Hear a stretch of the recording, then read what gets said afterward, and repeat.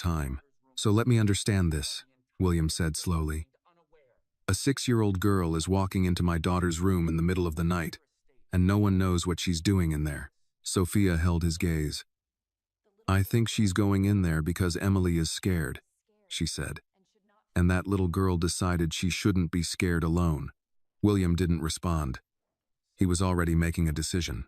Have Mary ask Annie to come to my office, he said. Sophia sighed quietly. Try not to sound like you're about to fire someone, she said. She's a child, Will. In my house, William replied. Rules still matter. 15 minutes later, there was a soft knock on his office door. Annie stepped inside slowly. She was 6 years old, small for her age, with dark curly hair pulled back into a ponytail and a school backpack still hanging from one shoulder. She looked around the office with wide, careful eyes, then walked forward when William gestured to the chair in front of his desk. Sit down, Annie, he said. She climbed into the chair, her feet swinging slightly because they didn't reach the floor. William folded his hands on the desk. Do you know why I asked you to come here? Annie shook her head. No, sir. My sister tells me you've been going into my daughter's room at night, he said. Is that true? Annie looked down at her hands and nodded. Yes, sir. Why? William asked. Annie was quiet for a moment. Then she said softly, Because Emily gets scared, she said. At that exact moment, the office door opened and Sophia stepped in without knocking. She's not telling you everything, Sophia said. William looked at her. Sophia, I'm serious, Sophia continued, walking into the room. I think she's leaving something out. Will, this isn't normal. A 6-year-old waiting until the middle of the night, sneaking past the hallway, going into a private bedroom, closing the door. She's planning that. That's not an accident. Annie's head snapped up, her eyes wide. I'm not planning anything, she said quickly, her voice small but urgent. Sophia crossed her arms. Then why only at night? Why not during the day? Emily has a nanny. She has nurses. She has doctors. It's not your job to take care of her. Annie looked from Sophia to William, her hands gripping the edge of the chair. I know, she said. I know it's not my job. Then why do you do it? Sophia asked. Annie swallowed. I don't go there in the day because Emily is brave in the day, Annie said. She smiles when people are there. She listens to the nanny. She takes her medicine. She pretends she's not scared. The room was very quiet. But at night, Annie continued, her voice getting softer. She has bad dreams, and when she woke up, she screamed and couldn't go back to sleep. William felt something twist in his chest at those words. Sophia looked at Annie carefully. And you know this how? Because I can hear her from our room, Annie said. Our room is down the back hallway. At night, it's very quiet. I can hear. You should tell your mother, Sophia said. I did, Annie replied quickly. Mom said the nurse will take care of it, and the nurse does. But sometimes Emily is already really scared before the nurse comes. So I go first. You go first, Sophia repeated. Annie nodded. I don't turn on the lights. I don't wake anyone up. I just go sit on the bed and hold her hand. And I tell her to breathe slow. And sometimes I tell her a story, and then she sleeps again. And then I go back to my room. William was staring at her now. Not like a man questioning a child, but like a man trying to understand something he had missed in his own house. You understand you're not supposed to be upstairs at night? He said quietly. Yes, sir, Annie said. And you understand your mother could lose her job because of this. Please don't fire my mom, she said quickly. She didn't do anything wrong. She told me not to go upstairs. I just go after she falls asleep. Why? William asked again, but this time his voice was different. Annie looked at him. Because when you're scared at night, Annie said softly, it feels like the whole world is empty. And I don't want her to feel like that. No one spoke after that. Finally, William spoke. Annie, he said, go to school now. Annie nodded slowly and slid off the chair. She walked to the door, then stopped and turned back. I'm not trying to do something bad, she said quietly. I just don't want Emily to be scared. William didn't trust his voice enough to answer right away, so he just nodded once. Annie left the room. Sophia watched the closed door for a moment, then looked at her brother. "I told you," she said softly. "She keeps going back for a reason." William didn't answer. He walked to the window and looked out over the long driveway, the iron gates, the security cameras, the perfectly controlled world he had built. That afternoon, he called a security company and told them to install a small camera in the corner of his daughter's bedroom. If Annie was going into that room every night, he wanted to see everything with his own eyes. Because William Carter believed in evidence, in truth, in seeing things for himself. He just didn't know yet that the camera he installed to protect his daughter was going to show him something he had not given to his child in a very long time. William Carter chose the camera himself. He did not leave it to the security company to decide the angle, the height, or the placement. He stood in Emily's room that afternoon with the technician and pointed to the upper corner near the air vent. "There," he said. "Small. Out of sight. I don't want it obvious." The technician nodded. "It's motion activated and records continuously to a secure server. You'll be able to view it live from your phone or your office monitor." "I'll watch it from my office," William said. He didn't explain why. He wasn't sure he could explain it.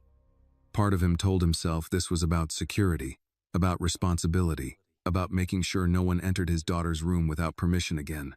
But another part of him, the part that had listened to Annie in his office that morning, wanted to know if what she said was true. That night, William did something he had not done in a long time. He did not go out. He did not take any late calls.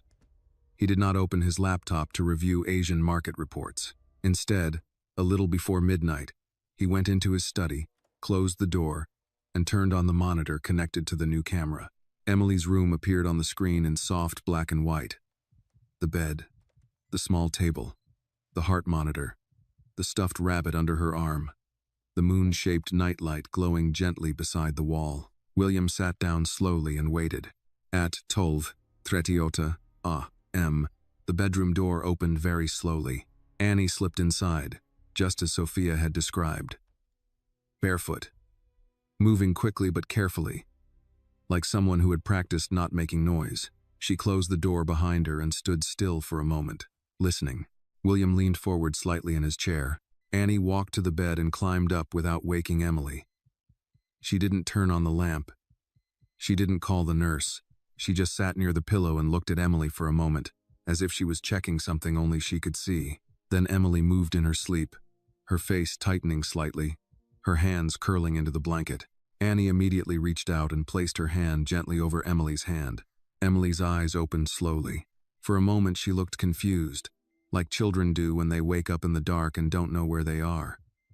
Then she saw Annie. "Oh," Emily said softly. "You came." "Yeah," Annie whispered. "I came. I had the dream again," Emily said. "I know," Annie replied gently. "But it's okay now. I'm here." William watched the screen without blinking. He noticed everything: the way Annie kept her voice low, the way she didn't shake Emily or panic, the way she moved slowly, calmly, like someone who understood that the night was fragile and loud movements could break it. "Are you scared?" Annie asked. Emily nodded a little. "That's okay," Annie said. "You can be scared. Just don't be scared alone, okay? Because I'm right here." If this story touched your heart, please take a moment to like this video and leave a comment telling us where you are watching from. Your support helps this channel reach more people who still believe in kindness, courage, and quiet acts of love. And if you enjoy stories like this, don't forget to subscribe so you don't miss the next story. William felt those words land somewhere deep inside him, somewhere he had kept locked for a long time. On the screen, Annie adjusted the blanket and then placed Emily's hand flat against the blanket and covered it with both of her own hands. "Let's do the breathing," Annie said softly. "Slow, like the ocean, remember?" She took a slow breath in and a slow breath out, loud enough for Emily to follow. Emily copied her, small chest rising and falling, the heart monitor beside the bed slowly settling into a steady rhythm. "That's it," Annie whispered. "You're doing good. See? Your heart is calming down." They sat like that for a while, just breathing together in the dim light. Then Emily said, "Will you tell the story?" Annie smiled a little. "The moon one?" Emily nodded. "Okay," Annie said. But tonight the dog doesn't get lost. Tonight he already knows the way home. She began to tell the story in a soft, steady voice. A dog who lived on the moon. A house made of clouds. A star that showed the way home when everything was dark. It was a child's story, simple and a little messy. But her voice was calm and warm, and Emily listened like the story was medicine. Halfway through, Emily's eyes started to close again. "You can sleep," Annie whispered. "I'll stay until you're all the way asleep." Emily's fingers tightened slightly around Annie's hand. "Promise?" "I promise," Annie said. William sat very still in his chair, staring at the screen. A few minutes later, Emily was fully asleep, her breathing deep and even, her hand still resting under Annie's. Annie didn't leave immediately. She stayed there, sitting quietly, watching Emily like a guard watching over something important. After a while, she gently slid her hand away, tucked the blanket around Emily's shoulder, and carefully climbed off the bed.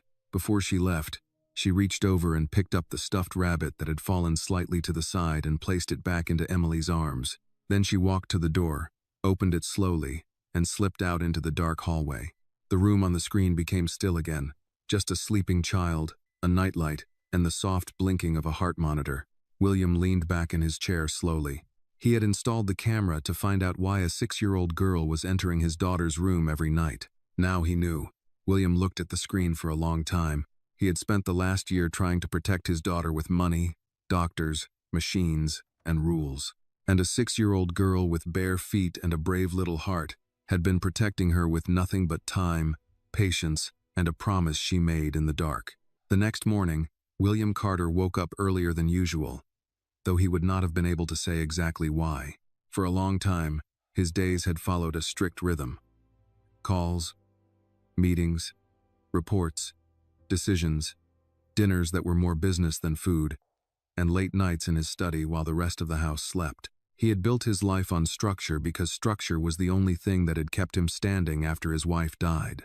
But that morning, instead of going straight to his office, he found himself walking toward the kitchen.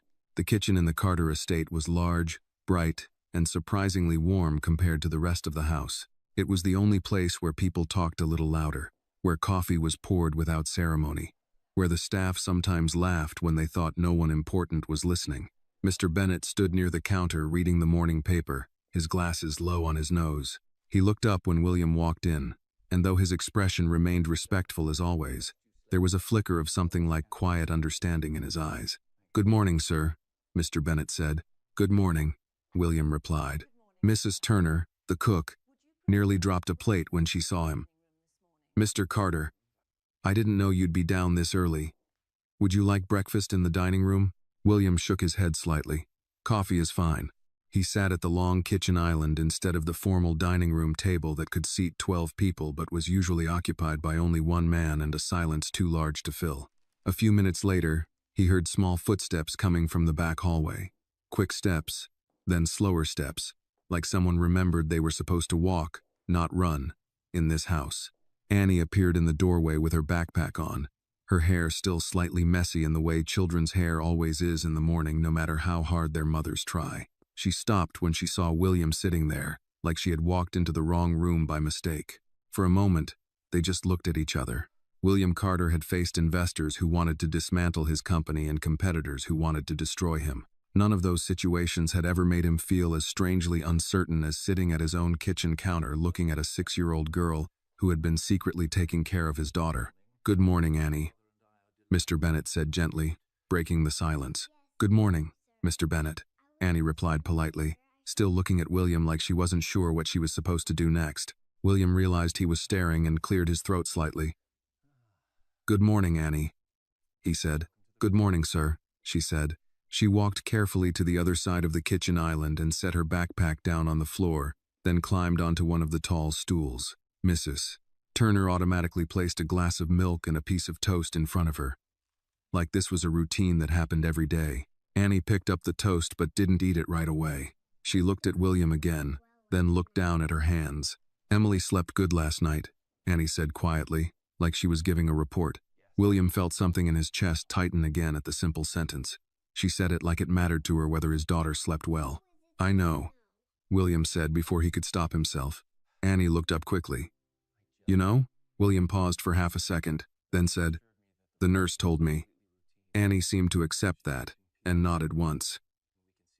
She only woke up one time, Annie said. That's better than before. William wrapped his hand around his coffee cup. Annie, he said after a moment, when Emily wakes up at night, how do you know what to do? Annie thought about that question very seriously, like it was a test at school. I don't know, she said finally. I just do what I would want someone to do if I was scared. William didn't know what to say to that. Annie took a small bite of toast, then added, you have to talk quiet, and you can't turn on the big light because then it feels like something is wrong. And you have to hold her hand, but not too tight, because then it feels like she's in trouble. And you have to tell a story, but not a scary story, just a normal story where everything turns out okay. She said all of this very matter-of-factly, like she was explaining the rules of a game everyone should already know. Mr. Bennet folded his newspaper slowly, listening without looking like he was listening. And the breathing, Annie continued. The breathing is important because of her heart. The doctor told her to breathe slow when her heart goes fast. So we do it together so she doesn't forget. William looked at her sharply. You heard the doctor say that? Annie nodded. One time, when Mom was cleaning and I was waiting in the hallway, the doctor said when she gets scared, her heart goes too fast. So, you have to make it slow again. William looked down at his coffee for a long moment. This 6-year-old girl had been listening, remembering, and doing exactly what the doctors had told the adults to do. Annie, he said slowly, why didn't you ever tell me you were going into her room at night? Annie looked surprised by the question. Because you would say no, she said simply. The honesty of it almost made Mr. Bennet smile behind his newspaper. William nodded once. You're probably right, he said. Annie looked down again, then said quietly, are you still going to make me stop? That question stayed in the air between them. William thought about the camera footage. The small hand holding Emily's hand. The slow breathing. The story about the dog on the moon. The way Emily had said, you came. He thought about the last year, about hospital rooms, about machines, about signing forms with words like risk and procedure and survival rates, about sitting beside his daughter's bed during the day but always finding a reason to leave before night came, because nights were when she asked questions he did not know how to answer. Finally, William said, no. Annie looked up quickly, not smiling yet, just making sure she heard correctly. No, sir? No, William said again. But from now on, you don't sneak. If Emily needs you at night, you go through the front hallway, where the cameras can see you, so everyone knows you're supposed to be there. Annie's face changed then, not into a big smile, but into something quieter and more serious. Relief. Yes, sir, she said. Thank you, sir. William nodded once and stood up, straightening his jacket slightly out of habit even though he was still in his own kitchen. As he walked toward the door, Annie said softly behind him, she likes when you read the Bear book. William stopped and turned back. The Bear book? Annie nodded. The one about the bear who loses the button. The nurse reads it too fast. You read it slow. She likes that. William stared at her for a moment. How do you know I read to her? Annie shrugged a little. I was in the hallway one night, she said. You were reading. She was holding your finger. William felt something catch in his throat unexpectedly. He had thought those moments were private, too small for anyone to notice, too personal to matter to anyone else. But Annie had noticed. Annie noticed everything. Go to school, William said quietly. Yes, sir, Annie replied. She grabbed her backpack and slid off the stool, then waved politely to Mr. Bennet and Mrs. Turner before heading toward the back hallway where her mother was waiting to walk her to the bus stop. William stood in the kitchen for a long moment after she left. Mr. Bennet walked over and picked up William's empty coffee cup. Children, sir, the old man said, often see things adults are too busy to notice. William looked toward the hallway where Annie had disappeared. For the first time in a very long time, William Carter was beginning to understand that the most important things happening in his house were not written in contracts, not discussed in meetings, and not reported by his security team. They were happening at 2 o'clock in the morning, in a small bedroom, where a little girl with a weak heart slept better because another little girl refused to let her be alone in the dark. William Carter did not intend to change his routine. Men like him did not wake up one morning and become different people. Change, in his world, was negotiated, calculated, documented, and signed. It did not arrive quietly in the form of a 6-year-old girl with untied shoelaces and a serious sense of responsibility. But over the next few days, small things began to shift inside the Carter house. It started with the nights. William still watched the camera every evening, though he told himself he was only doing it to monitor Emily's condition. Each night, a little after midnight, Annie would appear in the corner of the screen, slipping into the room with the same careful movements, the same quiet purpose. She never turned on the main light. She never made noise. She just went to Emily, sat on the bed, and took her hand like she had done it 100 times before. Sometimes Emily was already awake and would whisper, "You came," and Annie would always answer, "I told you I would." Other nights, Emily slept the whole time, and Annie would just sit there anyway, leaning against the headboard, her small hand resting lightly over Emily's, as if standing guard against bad dreams that might come later. William began to notice patterns. On the nights Annie came, Emily's heart monitor stayed steady. On the nights Annie arrived earlier, Emily slept longer. On the one night, Annie came late because her mother had kept her up finishing homework. Emily woke up twice before midnight. He began to understand something that no report had ever explained to him. Emily did not just need medicine. She needed to feel safe. One evening, Dr. Harris came to the house for a scheduled checkup. Emily sat on the couch with her stuffed rabbit while the doctor listened to her heart, asked her questions, and checked the numbers on his tablet. "You're getting stronger," Dr. Harris told her with a warm smile. "Have you been following my instructions? No running marathons when I'm not looking?" Emily smiled a little. "I don't run," she said. "That's probably for the best," the doctor said gently. William stood nearby, listening carefully, the way he listened in meetings where millions of dollars were at stake. After the examination, Dr. Harris walked with William into the study. "Her heart is stable," the doctor said. "More stable than I expected, actually. Her nighttime heart rate has improved." William nodded once. "We adjusted the medication last month." Dr. Harris shook his head slightly. "Medication helps," he said. "But this looks more like reduced nighttime anxiety." William was quiet. "Less fear means less stress on the heart," Dr. Harris continued. "For a child like Emily, emotional calm is not just psychological. It's physical. It can be the difference between a good night and a dangerous one." William thought about the camera footage, about small hands and quiet stories and slow breathing in the dark. "Doctor," William said carefully, "what helps a child feel safe?" Dr. Harris smiled a little. "Consistency," he said. "A calm voice. Familiar presence. Someone they trust sitting with them when they wake up and don't understand the dark yet." William nodded slowly. "I see." That night, William did something different. Instead of watching the camera from his study, he walked upstairs a little before midnight and stood in the dark hallway outside Emily's room. The door was slightly open, and the soft moon-shaped nightlight cast a pale glow across the floor. At 12:41 a.m., Annie appeared at the end of the hallway. She stopped when she saw him standing there. For a moment, she looked like a small animal that had unexpectedly found a tall human blocking the path. "I told you that you don't have to sneak anymore," William said quietly. "I know," Annie said, her voice just above a whisper. "I was just walking quiet." William nodded once. "She's awake," he said, tilting his head slightly toward the door. Annie slipped past him and into the room. William remained in the hallway, but this time he did not walk away. He stood near the door and listened. Inside the room, he heard Annie's soft voice. "Hi, I'm here." Then Emily's small voice, sleepy but calm. "I knew you would come." "I always come," Annie said. William closed his eyes for a moment when he heard that. After a few minutes, he gently pushed the door open a little more and looked inside. Annie was sitting on the bed, holding Emily's hand, just like on the camera. Emily looked toward the door and saw him. "Daddy," she said quietly. William walked into the room slowly, like he was entering a place that required respect. "Hi, sweetheart," he said softly. Emily held out her other hand toward him without saying anything. William hesitated only a second before walking over and taking her hand.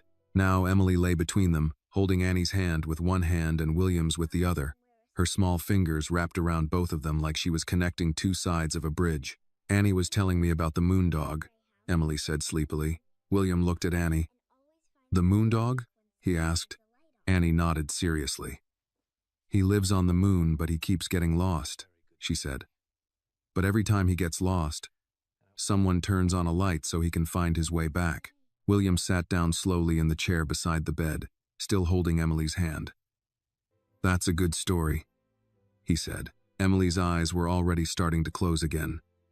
You can stay, she murmured, not looking at either of them specifically. Both of you can stay.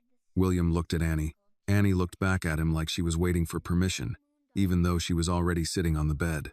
So William Carter, a man who owned buildings, companies, and enough power to change other people's lives with a phone call, sat quietly in a small chair beside a small bed and held his daughter's hand while a 6-year-old girl told a story about a dog on the moon who was never alone because someone always left a light on for him.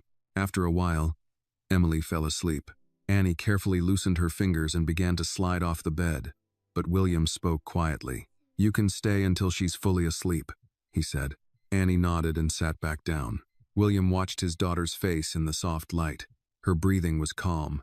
Her hand was warm in his. For the first time in many months, sitting in that room did not feel like waiting for something bad to happen. It just felt like sitting with his child. He looked at Annie, who was watching Emily with the serious concentration of someone doing important work. Annie, he said quietly. Yes, sir. Thank you, he said. Annie looked surprised, like she wasn't used to adults thanking her for anything. She nodded once, very seriously. You're welcome, sir, she said. And in that small room, in the middle of the night, something changed in William Carter's life that no business deal, no amount of money, and no doctor had been able to change before. For the first time since his wife died, he was no longer standing outside his own life looking in. He was sitting inside it, in a small chair, holding his daughter's hand, while a little girl who did not belong to his world quietly helped him learn how to be a father again. The change in the Carter house did not happen all at once. It happened the way winter turns into spring in New York, slowly, quietly, so that most people don't notice it until one morning they realize the air feels different. It started with breakfast. William Carter began appearing in the kitchen more often in the mornings, usually just as Annie was getting ready to leave for school, and Emily was being brought in by her nanny for breakfast. At first, the staff treated this like a temporary disruption, the way people treat unexpected weather. They were polite, efficient, careful with every movement. But after a week, it became a routine. Emily sat at the kitchen island in a small chair with a cushion behind her back. Annie sat 2 stools away with a glass of milk and toast. William sat between them with coffee and a newspaper he rarely read. The nanny stood nearby at first, until it became clear that Emily ate better when Annie was talking to her. So eventually the nanny began stepping back and letting the mornings unfold on their own. One morning, Emily was pushing a piece of scrambled egg around her plate without eating it. You have to eat, Annie told her seriously. Your heart needs energy. Emily sighed like a very tired adult. I'm not hungry. Annie thought about that. Then she picked up her own piece of toast and took a bite. I'm not hungry either, she said, chewing. But my mom says sometimes you don't eat because you're hungry. You eat because your body needs help. Emily looked at her. Does it work? I don't know, Annie said honestly. But my mom is usually right. Emily considered this very carefully, then picked up a small forkful of eggs and ate it. William watched this exchange over the top of his coffee cup and said nothing. But he did not miss anything either.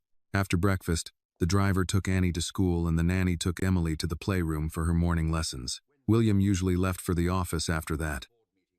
But on this particular morning, he remained standing in the kitchen while Mr. Bennett reviewed the day's schedule with him. You have the Whitmore dinner on Thursday evening, sir, Mr. Bennett said, reading from a small leather notebook. Miss Claire will be attending, as well as her parents. William nodded once. The Whitmores were not just a social obligation. They were a business alliance, a merger discussion, A strategic expansion. His engagement to Claire Whitmore had been written about in business magazines as if it were a corporate acquisition rather than a marriage. Very well, William said. Mr. Bennet closed the notebook but did not walk away immediately. He had served the Carter family long enough to know when to speak and when to remain silent. After a moment, he said, "Miss Emily seems stronger in the mornings, sir." William followed his gaze toward the hallway where Emily had just disappeared. "Yes," William said. "She is." Mr. Bennet nodded slowly. "Children are like houses, sir," the old man said. "They need to feel that someone is home." William looked at him. Mr. Bennet gave a small, respectful nod and walked away. That evening, Claire Whitmore arrived just before dinner. Claire was elegant in the way that came from generations of money. Her clothes were simple but impossibly expensive.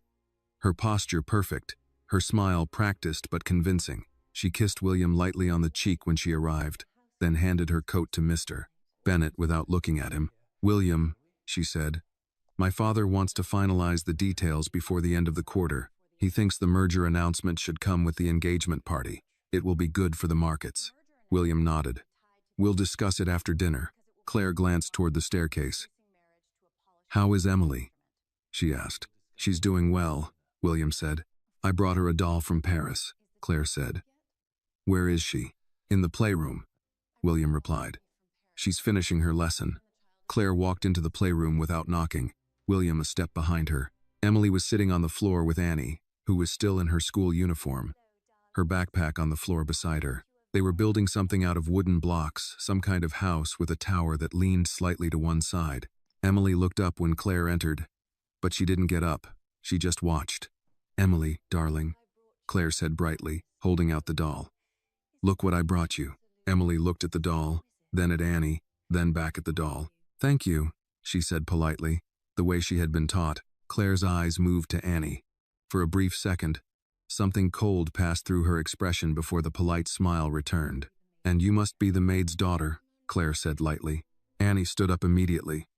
"My name is Annie," she said. Claire smiled, but it did not reach her eyes.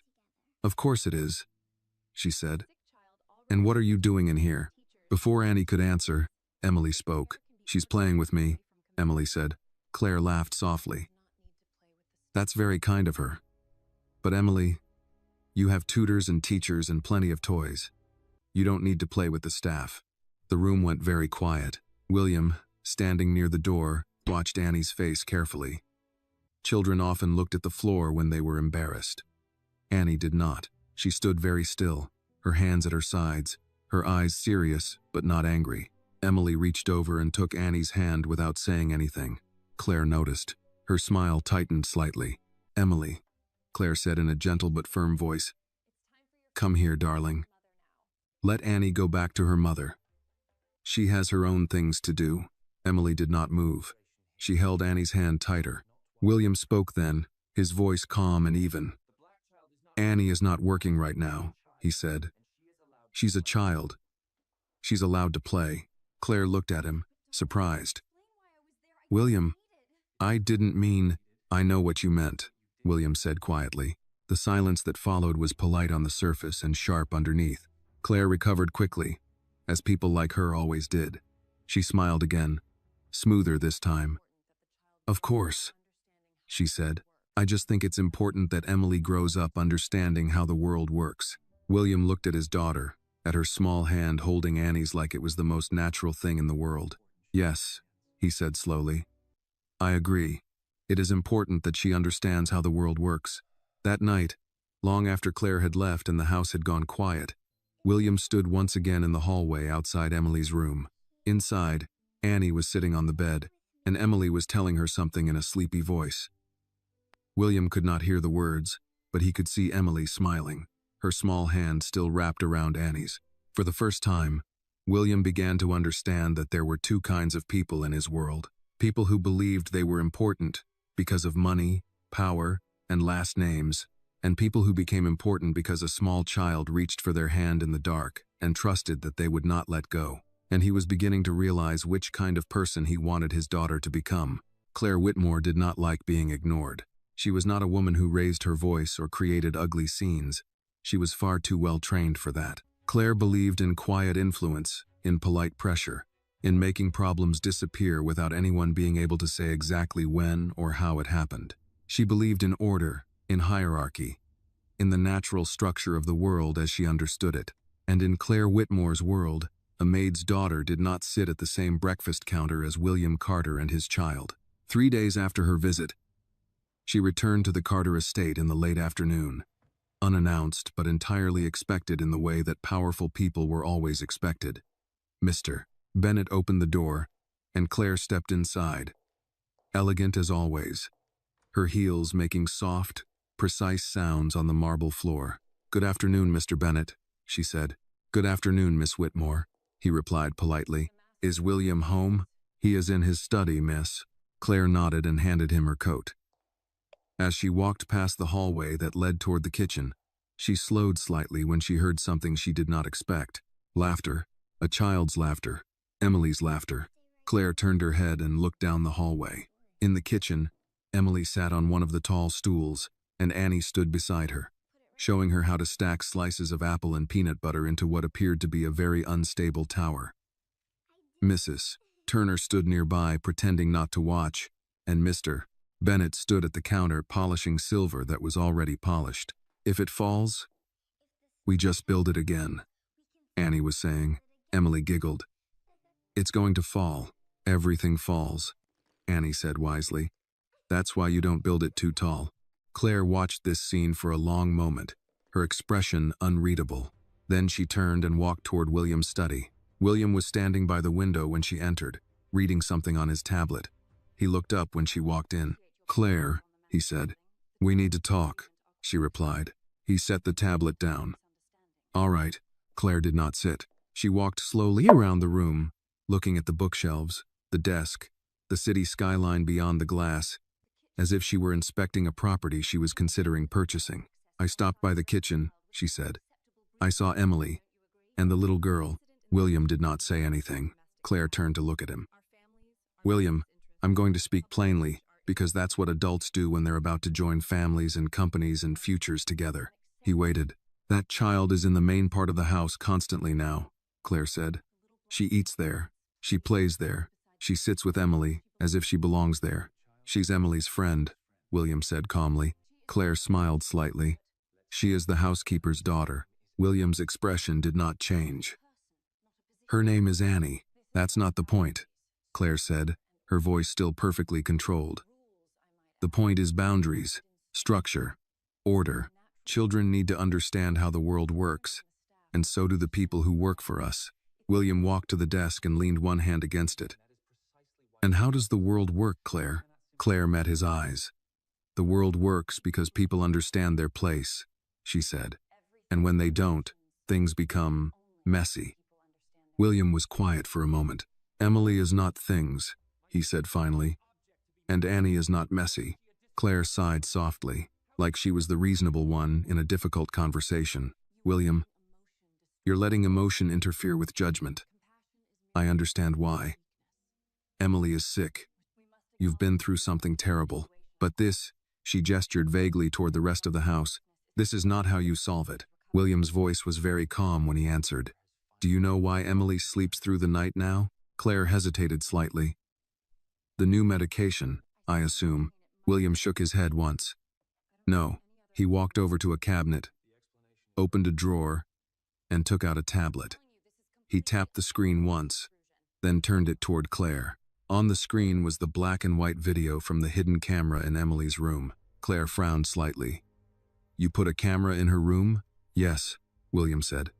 "I wanted to know why Annie kept going in there." He pressed play. The video showed Annie slipping into the room in the middle of the night, walking to the bed, taking Emily's hand, speaking softly, guiding her breathing, telling her a story, staying until she fell asleep. Claire watched in silence, her face slowly losing some of its composure. William did not look at the screen. He looked at Claire. "She does this every night," he said. "Every single night. While I was in this room working, while the nurse was down the hall, while everyone assumed someone else was taking care of it."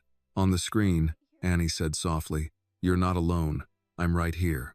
William paused the video. The doctor says Emily's heart is more stable because she's less afraid at night, William said. She's less afraid because that little girl walks down a dark hallway every night and sits with her until she falls asleep again.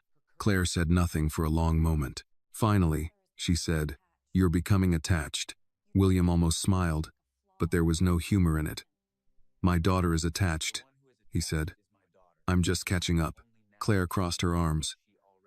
"And what happens when the girl's mother quits, or gets married, or moves away? What happens when Emily becomes dependent on someone who is not family?" William looked at the frozen image on the screen, Annie sitting on the bed, holding Emily's hand. Then he looked back at Claire. "Then I will deal with that when it happens," he said. "But right now, this is what my daughter needs." Claire's expression hardened slightly for the first time. "William, you are thinking like a father," she said. "But you also have to think like a man who runs a corporation and is about to merge with another powerful family. Appearances matter." William's voice became very quiet. "My daughter's heart matters more," he said. The room fell silent. Claire studied him for a long moment, as if she were looking at a man she thought she knew and realizing he was not as predictable as she had believed. Finally, she said, "You're going to have to choose carefully what kind of life you want, William." William nodded slowly. "I already am," he said. Claire picked up her bag. "We'll talk again at dinner on Thursday," she said. "With my parents." She walked to the door, then paused and looked back at him. "Just remember," she said, "the world is not changed by little girls who tell bedtime stories." William looked at the paused image on the tablet again. "No," he said quietly. "But sometimes a single little girl can change an entire house." Claire left without another word. That night, William stood once again in the hallway outside Emily's room. Inside, Annie was telling a story.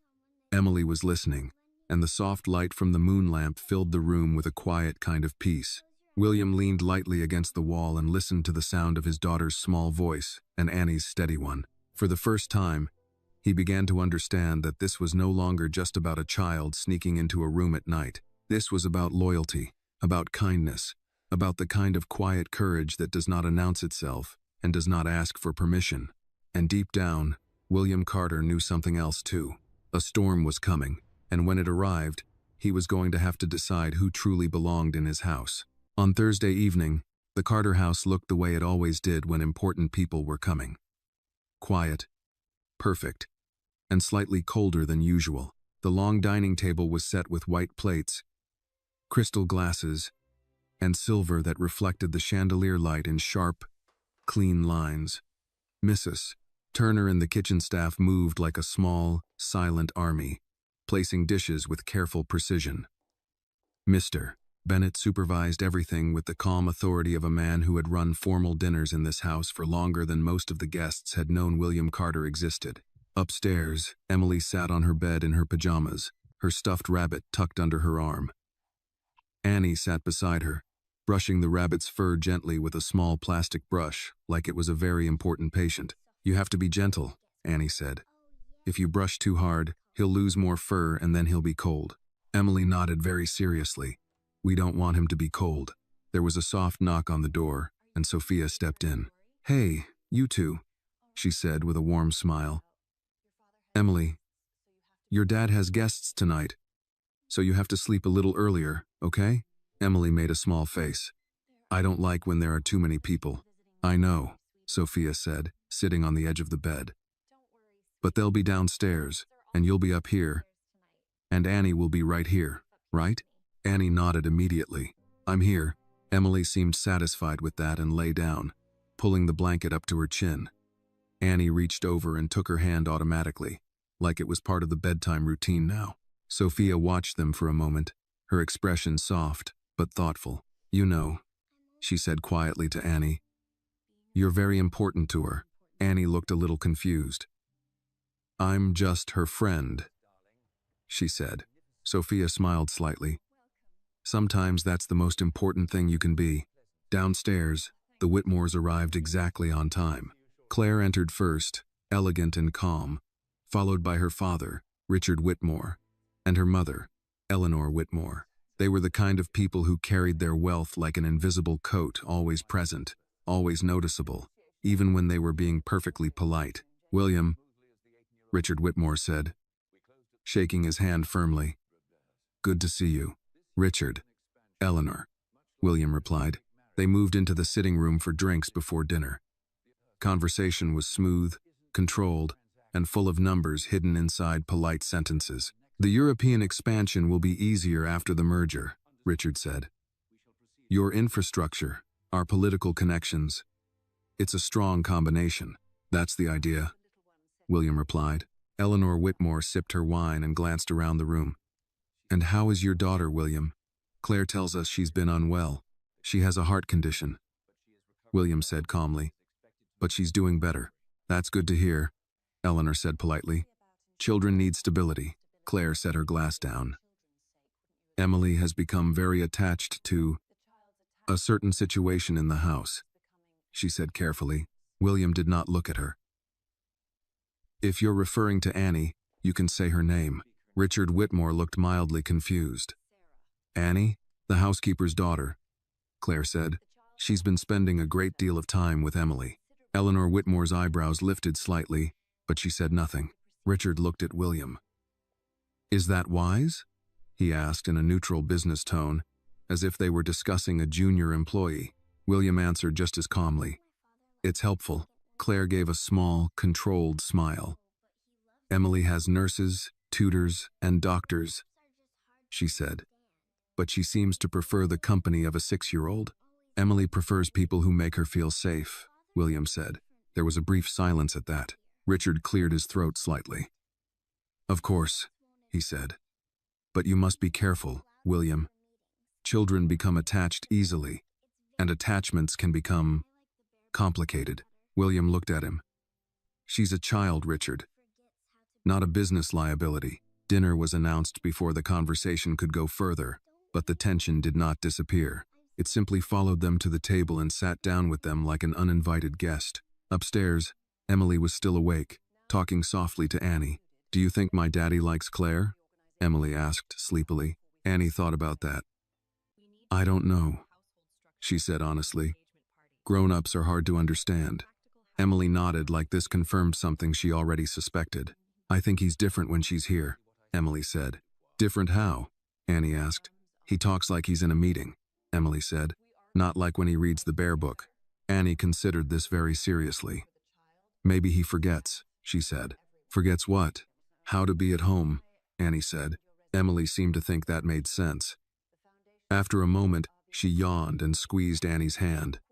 Don't go, she murmured. I won't, Annie said. Downstairs, dinner was almost over when Claire finally said what she had clearly been planning to say all evening. William, she said, setting her napkin down. We need to talk about the household structure before the engagement party. William looked at her. What about it? Claire folded her hands neatly on the table. If we're going to build a life together, there need to be clear boundaries. For Emily, for the staff, for everyone. Richard and Eleanor Whitmore said nothing, but they were listening very carefully now. Claire continued, her voice calm and reasonable. The staff quarters exist for a reason. The main house exists for a reason. Children need to understand the difference. William's voice was very calm when he answered. Emily understands the difference between people who care about her and people who don't. Claire's expression did not change, but something in her eyes hardened slightly. That's not what I mean. I know exactly what you mean, William said. The room went very quiet. Claire leaned slightly toward him. You cannot build a future with me while turning your house into something without structure, she said quietly. I won't live in a house where the helps child wanders wherever she wants and sits at the family table like she belongs there. William looked at her for a long moment. Then he said, very quietly, She does belong at the table. Claire stared at him. Because my daughter sleeps at night when she's there, William continued. Because my daughter laughs again when she's there. Because my daughter holds her hand when she's scared. That sounds like family to me. No one spoke after that. Upstairs, Emily had fallen asleep, her hand still wrapped around Annie's fingers. Annie sat there in the dim light, listening to the quiet rhythm of Emily's breathing, just like she did every night. Downstairs, in a room full of expensive things and important people, William Carter had just drawn a line that everyone at the table could see. And for the first time, it was not a business decision. It was a father's decision. The morning after the Whitmore dinner, the Carter house felt quiet in a different way.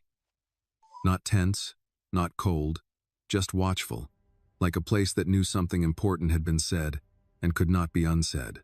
William was in his study earlier than usual, but he was not working. The financial reports lay open on his desk, unread. Instead, he was looking at a single sheet of paper Dr. Harris had left the day before. It was a chart of Emily's heart rate patterns over the past 3 months. The difference was clear.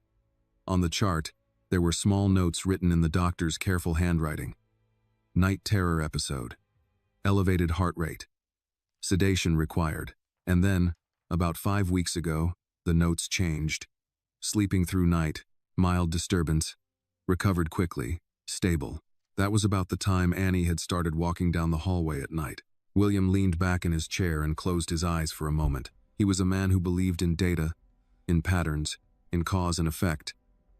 And the pattern here was very clear. There was a soft knock on the door. "Come in," he said. Sophia stepped into the room and closed the door behind her. She looked at her brother for a long moment before speaking. "You had quite a dinner last night," she said. William gave a small, tired smile. "I suppose I did." Sophia walked over and sat in the chair across from his desk. "Claire called me this morning," she said. That made William look up. "Why?" "She wanted to know if I agreed with you," Sophia said. "About Annie." William didn't look surprised. "And what did you tell her?" "I told her the truth," Sophia said. "I told her that for the first time in a year, Emily laughs. And she laughs when Annie is around." William looked down at the chart again. "The doctor says her heart is stronger because she's less afraid," he said quietly. Sophia nodded. Fear is a heavy thing for a little heart to carry alone. They sat in silence for a moment. "Will," Sophia said gently, "Claire is not going to let this go." "I know," William said. "She thinks this is about class and structure and appearances," Sophia continued. "But this isn't really about Annie, is it?" William looked at his sister. "No," he said quietly. "It's about what kind of house this is going to be." At that moment, there was a commotion in the hallway, quick footsteps, then the sound of someone knocking urgently on the study door. William stood up immediately. "Come in." Mary opened the door, slightly out of breath but not panicked, just concerned. "I'm sorry, sir," she said. "Emily is asking for Annie. The nurse is with her, but she keeps asking for Annie." William was already moving toward the door. "Is she all right?" "Yes, sir," Mary said quickly. "She just woke up from a bad dream, but she's calm. She just keeps asking for Annie." William nodded once. "Where is Annie?" "She's in the back garden," Mary said. "She was waiting for the school bus." "I'll get her," William said. Mary looked surprised. "You don't have to, sir. I can. I'll get her," William repeated, already walking down the hallway.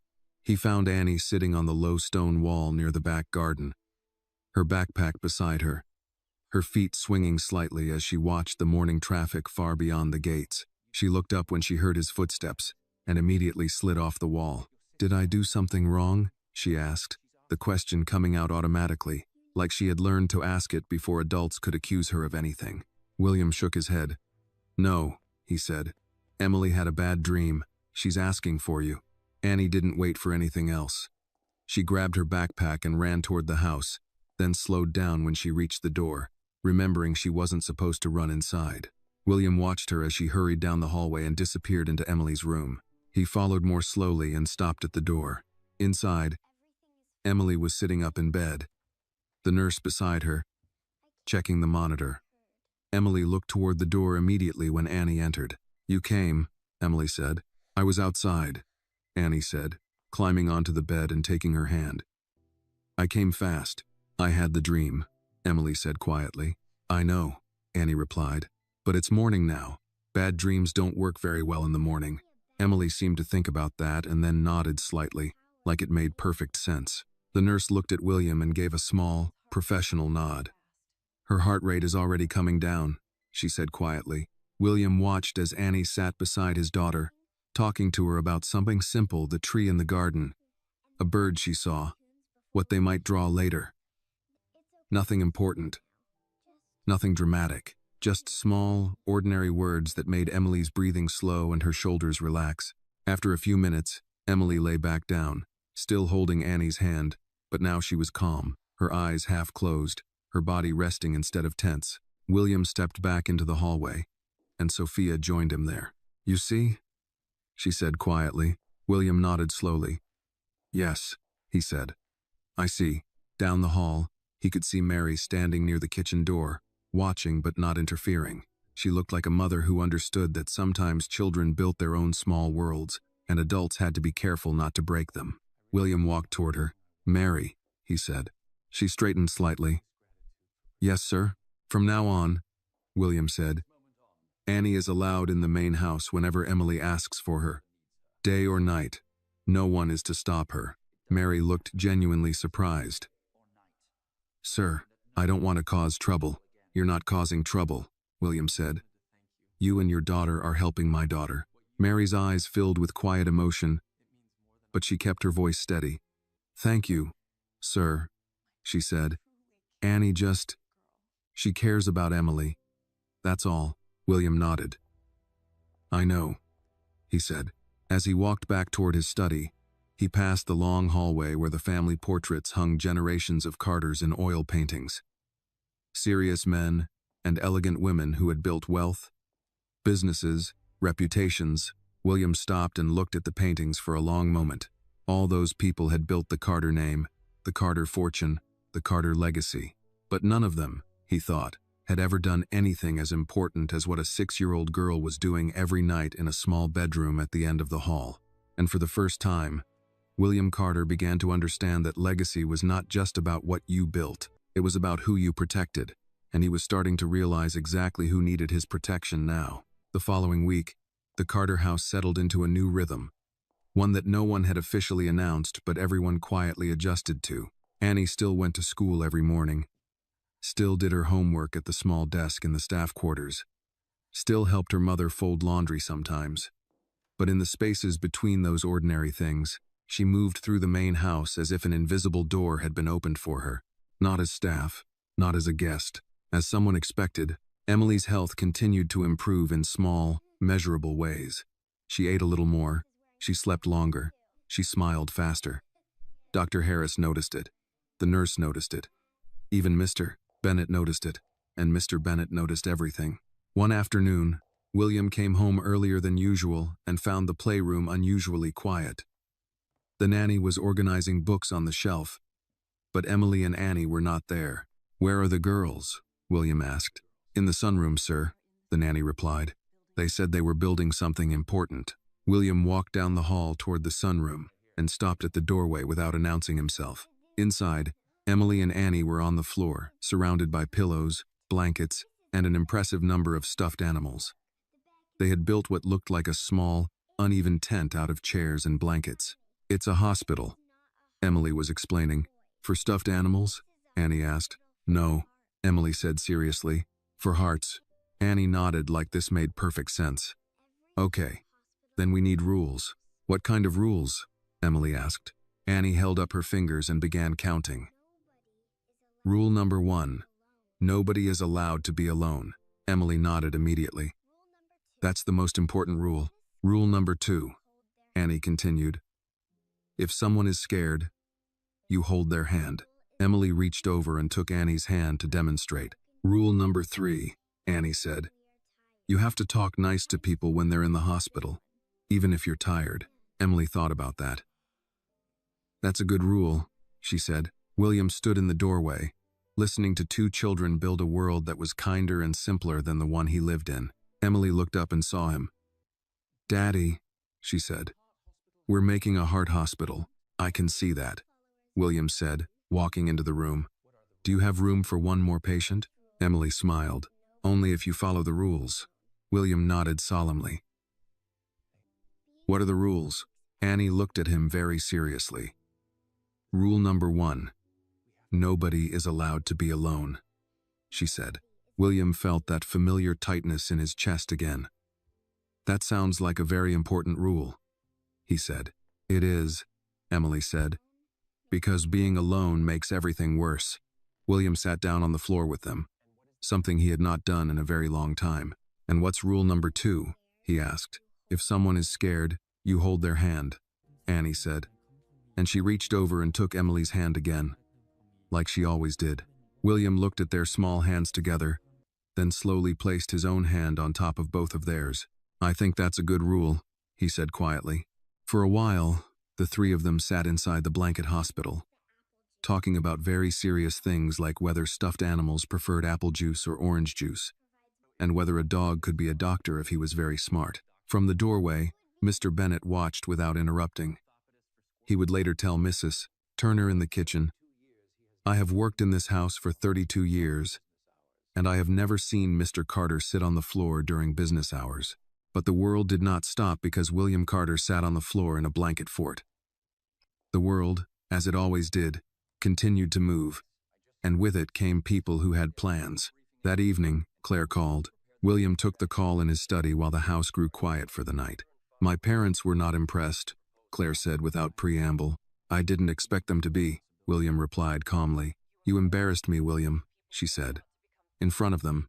In front of people who are about to become your family and business partners." William leaned back in his chair. "I told the truth," he said. "You told a story about a servant's child like she was some kind of hero," Claire replied sharply. "That is not how our world works." William was quiet for a moment before he answered. "Maybe that's the problem," he said. Claire exhaled slowly. "You're changing," she said. "And I don't know if I like what you're changing into." William looked at the photo on his desk, Emily sitting on the grass, Annie beside her, both of them holding the same stuffed rabbit and laughing at something outside the frame.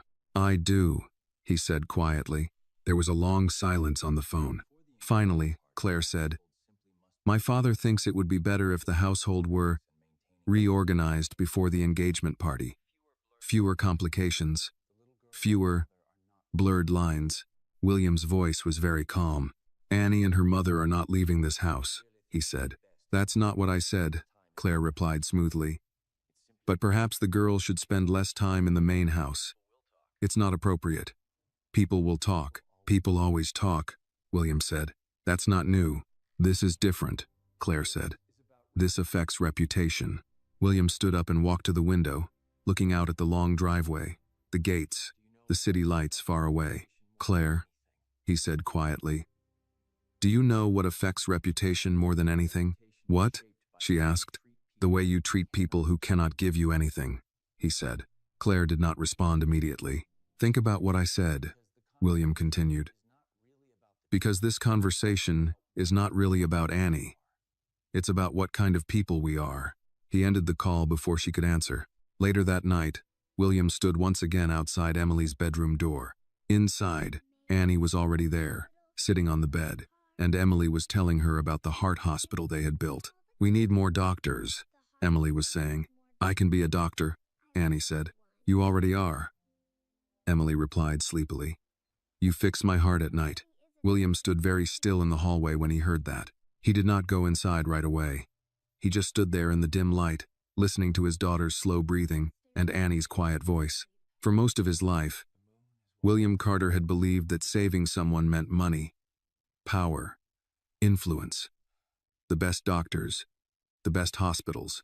But now, standing in a dark hallway outside a small bedroom, he was beginning to understand that sometimes saving someone was much simpler. Sometimes it was just sitting beside them in the dark and making sure they were not alone. The engagement party was scheduled for the following Saturday evening. William had agreed to it months ago, back when his life was still divided into clean categories: business, family, future. Back when marrying Claire Whitmore had seemed like the logical next step, the kind of decision powerful families made to become even more powerful together. Now, as he stood in his study looking at the formal invitation printed on thick cream paper, the event felt less like a celebration and more like a deadline for a decision he could no longer avoid. There was a soft knock on the door, and Mr. Bennet stepped inside. "Sir, Miss Emily is asking if you can come upstairs," the old man said. William set the invitation down. "Is everything all right?" "Yes, sir," Mr. Bennet said. "She just wanted to show you something she built." William nodded and walked upstairs. Emily's room door was open, and inside, Emily and Annie were sitting on the floor, surrounded by paper, crayons, and what appeared to be a large piece of cardboard that had once been a delivery box. They had drawn windows and doors on it with colored markers. "What is this?" William asked as he stepped inside. "It's a house," Emily said. "A special house," Annie added. William sat down in the chair near the bed. "What kind of special house?" Emily pointed to the drawing. "This is the room where nobody has bad dreams," she said. Then she pointed to another square. "This is the room where people go when they're sad so they don't have to be sad by themselves." Annie pointed to a badly drawn rectangle near the top. "And that's the kitchen," she said. "Because everyone feels better if there's food." William smiled slightly. "That's a very important room." "It is," Annie said seriously. "And this," she pointed to a large area in the middle. "This is the big room where everyone sits together so nobody has to sit alone." Emily looked up at her father. "You can live here," she said. "And Annie and Aunt Sophia and Mr. Bennett and everyone." William looked at the cardboard house covered in crayon lines and uneven shapes. It was not a perfect drawing. The lines were crooked. The windows were too big. The doors were too small, but he understood exactly what it was. It was a house where no one was alone. "Emily," he said gently, "you already live in a very big house." Emily shook her head. "This one is different," she said. "This one is a together house." The words settled somewhere deep inside him. That evening, Claire came again, this time with a folder full of plans for the engagement party guest lists, seating arrangements, press coverage, announcement schedules. She spread everything out on the long dining table like a general planning a campaign. "The Whitmore Foundation Board will attend," she said. "Several senators, 2 major investment groups. We'll need a formal announcement speech from you around 9 o'clock. My father thinks you should mention the merger and the wedding in the same statement." William listened without interrupting. Claire looked up from the papers. "You're very quiet," she said. "I'm thinking," William replied. "About the speech?" she asked. "About everything," he said. Claire studied him carefully. "This is bigger than us, William," she said. "This is about legacy, about building something that lasts." William thought about the cardboard house upstairs with crooked windows and a room where nobody had bad dreams. "I know," he said. Claire closed the folder. "Then we need to make sure everything is appropriate, especially in the house. The engagement party will be here. There will be media, investors, people who pay attention to details." William did not respond. Claire continued, her voice calm but firm. "I don't want confusion, William. I don't want people asking why a staff member's child is sitting in the family areas, eating at the kitchen island, wandering the halls during a formal event. It's not good for anyone." William looked at her. "What are you asking me to do, Claire?" "I'm asking you to restore order," she said. "For one evening, at least. The staff should remain in the staff areas. The child should stay with her mother. Emily will be with the nanny upstairs anyway." William was quiet for a long time. "Just for the party," Claire said more softly. "After that, you can run your house however you like. But for that night, everything needs to look the way it's supposed to look." The way it's supposed to look. William had spent most of his life making things look the way they were supposed to look: successful, controlled, powerful, stable. Appearances had built his career, but appearances had never once held his daughter's hand at 2 in the morning. "I'll think about it," he said finally. Claire nodded, satisfied enough with that answer. "Good," she said, "because this night is important for our future." Later that night, William walked upstairs and found Annie already in Emily's room, sitting on the bed while Emily showed her the cardboard house again. "This is the together room," Emily was saying. "You can't be mean in the together room." "I won't be mean," Annie said. William leaned against the doorframe, watching them. "Daddy," Emily said when she saw him, "Annie is going to live in the together house with us." William walked into the room slowly. "Is she?" he asked. Emily nodded. "Because she follows the rules." "What rules?" William asked. Emily held up her small fingers and began to count. "Nobody is allowed to be alone. If someone is scared, you hold their hand. If someone is sad, you sit with them. And nobody is allowed to be mean." William felt his throat tighten slightly. "Those are very good rules," he said. Emily looked at him very seriously. You have to follow them too, Daddy. William nodded slowly. I will, he said. Annie looked at him like she was trying to decide if he really meant it.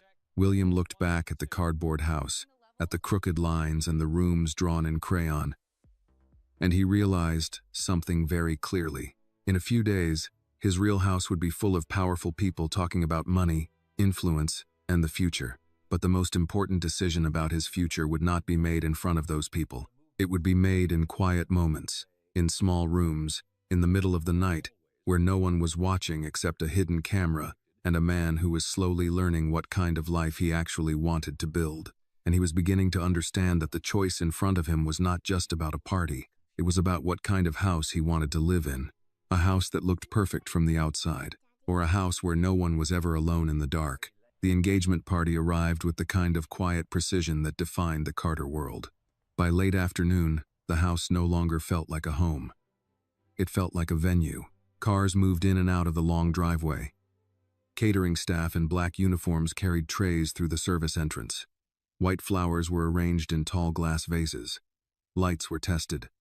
Music was tested. Glasses were polished again even though they were already perfect. William stood in his study, adjusting his cufflinks, listening to the low hum of preparation throughout the house. From his window, he could see the garden where Annie sometimes waited for the school bus, where Emily had once tried to chase a butterfly before the nanny gently reminded her to walk, not run. There was a knock on the door. Come in, he said. Mr. Bennett entered. Guests will begin arriving in 1 hour, sir, he said.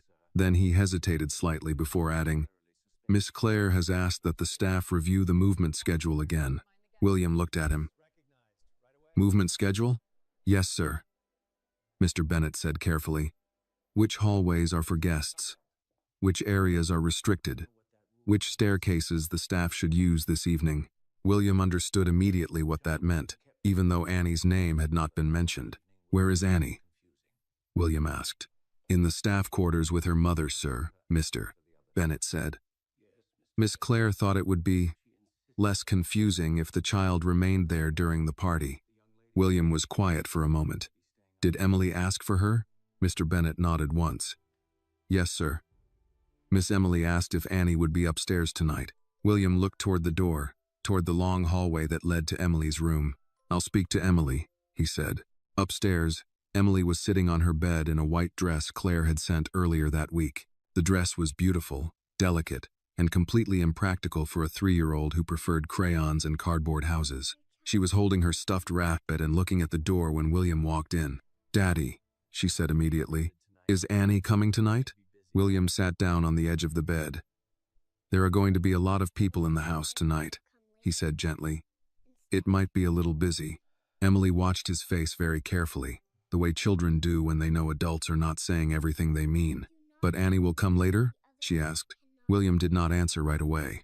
Emily looked down at the rabbit and then said quietly, I don't like nights when Annie can't come. William felt that familiar pressure in his chest again. The one that had nothing to do with business and everything to do with being a father. There was a soft knock on the door, and Sophia stepped in. I was looking for you, she said to William, then looked at Emily. Emily didn't smile. Aunt Sophia, is Annie coming tonight? Sophia looked at William, then back at Emily. I think your dad is still deciding, she said gently. Emily nodded slowly, like she understood more than anyone expected her to. After Sophia helped Emily with her shoes, William walked back downstairs with his sister beside him. You're going to have to decide, Sophia said quietly as they walked. Not just for tonight. I know, William said. This isn't really about a party, Sophia continued. It's about what kind of line you draw and who you draw it for. William stopped walking for a moment in the middle of the hallway where family portraits watched from the walls. When Diane died, he said quietly, mentioning his wife's name out loud, something he rarely did. I thought the way to survive was to control everything. Work more, plan more, build more. I thought if I built enough, nothing else could fall apart. Sophia said nothing, but I was wrong, William said, because the one thing that mattered most was falling apart anyway, and I didn't know how to fix it. He looked toward the staircase that led up to Emily's room. And then a 6-year-old girl walked into this house and started fixing it for me, he said. Sophia's eyes softened. Then maybe you already know what to do tonight, she said. The first guests arrived just after 7. Men in dark suits, women in elegant dresses, laughter that was slightly too loud, conversations about markets, elections, investments, and destinations that required long flights and private drivers. William moved through the rooms, shaking hands, accepting congratulations, listening to people talk about his future like it was a project they were all invested in. At 8:45, Claire joined him near the center of the main room. She looked perfect, composed, confident, like someone who had never doubted the direction of her life. At 9, she said quietly, "We'll do the announcement." William nodded once. Across the room, he could see Mr. Bennett standing near the wall, watching everything the way he always did. Their eyes met briefly, and the old man gave a small, almost invisible nod, as if to say, "This is the moment." At 8:58, William excused himself and walked to the small side room where the microphone had been set up for the announcement speech. Through the open doors, he could see the guests gathering, glasses in hand, waiting. Claire joined him, standing close enough that her voice did not carry. "Remember," she said softly, "this is about the future." William looked at her for a long moment. Then he walked past the microphone, past the guests, past the entire future everyone had planned for him, and went upstairs. The noise from the party faded with every step he took until the house became quiet again, the way it always was at night. He walked down the hallway and opened the door to the staff quarters.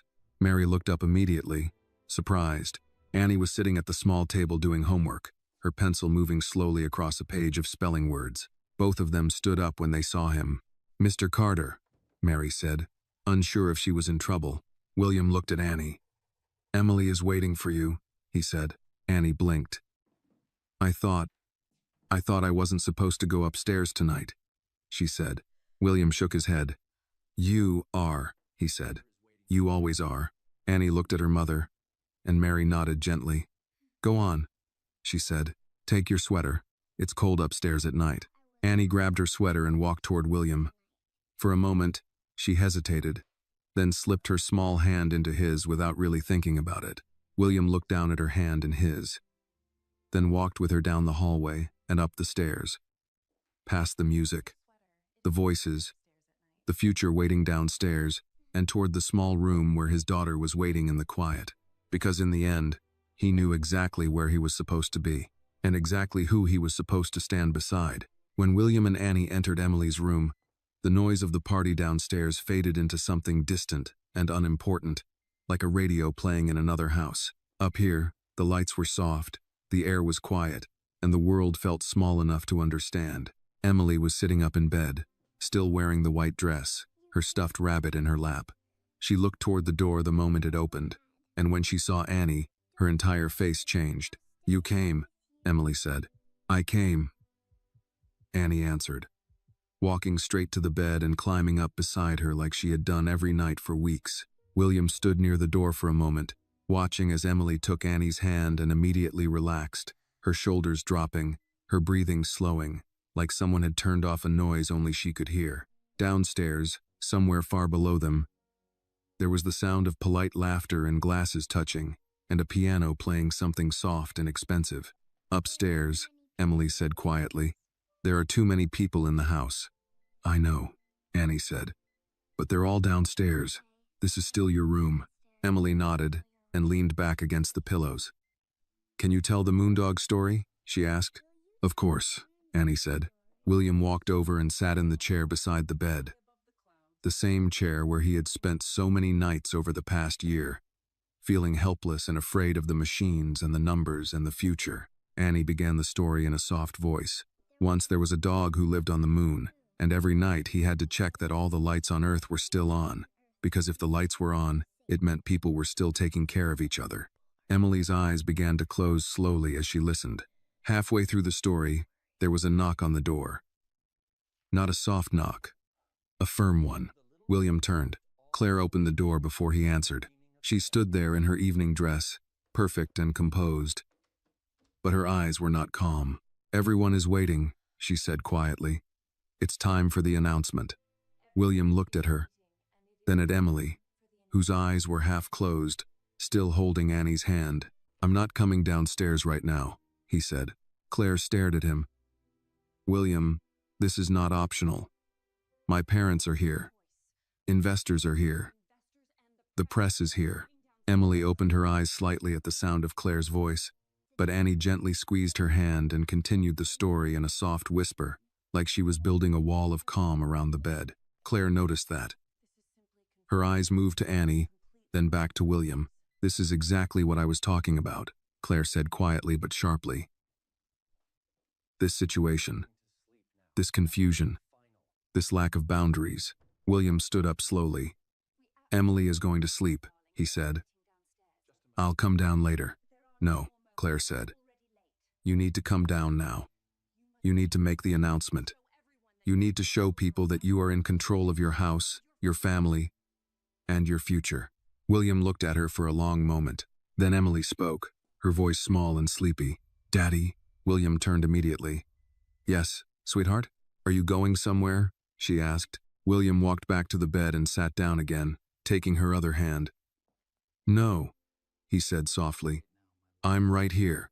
Emily nodded and closed her eyes again, satisfied with that answer. Claire watched this entire exchange, and something in her expression changed. Not anger exactly. Something colder than anger. "William," she said quietly, "if you don't come downstairs right now, people will start asking questions." "Let them," he said. "This is your engagement party," Claire said. "Your future." William looked at Annie, who was still telling the story softly, still holding Emily's hand like nothing else in the world mattered more. Then he looked back at Claire. "You're right," he said quietly. "This is about my future." Claire waited. "And my future," William continued, "is upstairs." The words landed in the room like something solid. Claire stared at him. "You're choosing this?" she asked. "You're choosing this over everything we planned?" William did not raise his voice. He did not move closer. He just spoke very calmly. "A year ago, my wife died," he said. "And I thought if I worked hard enough, earned enough, built enough, I could protect my daughter from the world." He glanced at Emily sleeping between them, her small hands still holding Annie's. "But I was wrong," he said. "Because the only thing that has ever made her safe is not money, or doctors, or connections. It's that little girl sitting on my daughter's bed every night, making sure she is not alone when she wakes up in the dark." Claire's face went very still. "You asked me what kind of future I want," William said. "Now I know." He reached into his pocket, took out the engagement ring Claire had given him months ago at a small private dinner, where everything had seemed logical and correct and inevitable. He held it out to her. "I'm sorry," he said quietly, "but I can't build a life with someone who thinks kindness is a problem and love is bad for appearances." Claire did not take the ring right away. "You're making a mistake," she said, her voice very controlled. William shook his head slightly. "No," he said. "I'm fixing one." For a long moment, no one moved. Then Claire took the ring from his hand. "This will cost you," she said quietly. "In business, in reputation, in opportunities." William looked at Emily, then at Annie. "I know," he said. "But some things cost more if you lose them." Claire turned and walked out of the room without another word, her heels clicking sharply down the hallway. Back toward the lights, the music, the future that no longer included him. The room became quiet again. Annie looked up at William, unsure if she had done something wrong. "Did I do something bad?" she asked softly. William shook his head immediately. "No, Annie," he said. "You did something very good." He sat down again and gently adjusted the blanket around Emily's shoulder. "Finish the story," he said quietly. Annie nodded and continued in a soft voice. "And the moondog looked down at all the houses and saw that in some houses the lights were very bright, and in some houses the lights were very small. But the dog knew that the size of the light didn't matter, because even a small light means someone is waiting for you." William sat there in the soft light, listening to a story about a dog on the moon, holding his daughter's hand while she slept, and he knew that downstairs people were talking, wondering, calculating what this meant. But for the first time in a very long time, William Carter was not thinking about what the world expected from him. He was thinking about what his daughter needed from him, and he knew he had finally chosen the right thing. The house was quiet the morning after the engagement party, but it was not the same quiet as before. This quiet felt like the air after a storm, still, heavy, and honest. The flowers were still in the vases, the glasses still on the trays, but the future everyone had expected had quietly left the house sometime during the night. William did not go to the office that morning. Instead, he sat in the kitchen with a cup of coffee that had gone cold, looking out at the back garden. The early light touched the grass, the stone path, the low wall where Annie sometimes sat waiting for the school bus. Mr. Bennett stood nearby, giving instructions to the staff to return the house to its normal order. "Cancel the extra deliveries," Mr. Bennett said calmly. "Return the rented glassware. The musicians have already been dismissed." He spoke like a man who had seen many important evenings come and go and knew that in the end, the house always returned to what it truly was. William watched him for a moment. "There will be calls today," William said. "Yes, sir," Mr. Bennett replied. "There already have been." William nodded once. "From the Whitmores?" "Yes, sir." William did not ask what they said. He already knew. A few minutes later, Annie walked into the kitchen with her backpack. Her hair slightly messy, her eyes moving carefully until she saw William. She stopped, like she wasn't sure if she was allowed to be there after what had happened the night before. "Good morning, Annie," Mr. Bennett said kindly, as if nothing in the world had changed. "Good morning," Annie replied quietly. She walked slowly to the kitchen island and climbed onto the stool, but she did not reach for the toast Mrs. Turner placed in front of her. She looked at William instead. "Is Emily okay?" she asked. William looked at her. Of all the questions she could have asked about the party, about Claire, about whether she was in trouble, this was the one she chose. "Yes," he said. "She's still asleep." Annie nodded, relieved. Then she looked down at her hands. "Did I cause a problem?" she asked softly. William stood up and walked to the other side of the kitchen island, so he was standing in front of her, not across the room like a distant employer. "No," he said. "You helped me fix one." Annie did not fully understand that, but she nodded anyway. Just then, Sophia walked into the kitchen, still in her robe, holding a cup of tea. She looked at William, then at Annie, and she seemed to understand immediately that something important had already been said in this room before she arrived. "Well," Sophia said softly, "I suppose the newspapers will be very interesting today." William almost smiled. "Probably." Sophia looked at Annie and leaned slightly toward her. "You know," she said, "most people spend their whole lives not realizing when they've done something important. But you did something very important." Annie looked confused. "I just sat with Emily," she said. Sophia smiled gently. "Exactly," she said. A little later that morning, Emily came into the kitchen, still holding her stuffed rabbit, her hair messy from sleep. When she saw Annie, she walked straight to her and climbed onto the stool beside her like that was where she belonged. "I slept all night," Emily announced. "I know," Annie said. "You didn't even wake up one time." Emily looked at William. "Did you go to your party?" William walked over and knelt beside her chair so he was at eye level with his daughter. "No," he said. "Why not?" Emily asked. William thought about how to explain something so big to someone so small. "Because I wanted to stay where I was needed," he said. Emily considered that very carefully, then nodded like it made perfect sense. "That's good," she said. "Because we needed you here." She reached out and took his hand, then reached for Annie's hand with her other one, linking the three of them together again like she had done before. Sophia watched from across the kitchen, her eyes bright but quiet. Around noon, William's phone rang. He looked at the screen. "Richard Whitmore," he answered. "William," Richard said, his voice calm but cold. "I assume you understand that after last night, the merger is no longer possible." "Yes," William said. "You have made a very expensive emotional decision," Richard continued. "I hope, for your sake, that it was worth it." William looked across the kitchen at Emily and Annie, who were trying to teach Mr. Bennett's very old golden retriever how to sit in a cardboard box they had turned into a boat. "Yes," William said quietly. "It was." Richard Whitmore was silent for a moment. "You are choosing a very different legacy than the one we discussed," he said. William nodded, even though Richard could not see him. "Yes," he said. "I am." After he ended the call, William walked slowly down the hallway where the family portraits hung. The men in the paintings looked serious and important, men who had built railroads, banks, companies, fortunes. William stopped in front of the portrait of his father. "You built an empire," William said quietly to the painting, "but I almost lost my daughter inside it." He stood there for a long moment. Then he turned and walked back toward the kitchen, toward the sound of Emily laughing and Annie explaining very seriously that a cardboard boat could not sink if you believed in it enough. William leaned against the doorway and watched them. He had lost a merger, lost a powerful family connection, lost the future everyone said he was supposed to want. But as he stood there watching his daughter laugh, really laugh, with color in her face and light in her eyes, he realized something very clearly.